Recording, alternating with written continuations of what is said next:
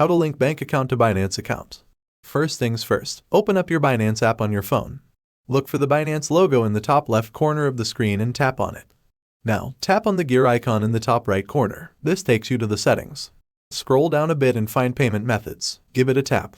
In the Payment Methods section, select P2P payment method. To link your bank account, tap on Add a payment method. You'll see a list of options. Choose all payment methods. Use the search bar to find your bank in the list. Tap on it once you've found it.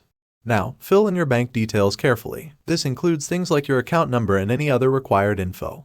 Once everything is filled in correctly, tap on Confirm to move forward. Binance might ask you to do a few more things to verify your account. Just follow the prompts on the screen. That wraps up our tutorial on how to link your bank account to your Binance account. Now you're all set to manage your funds seamlessly. If you found this video helpful, don't forget to like, subscribe, and hit the bell icon for more cryptocurrency tips. Feel free to leave any questions in the comments below. Happy trading, and see you next time.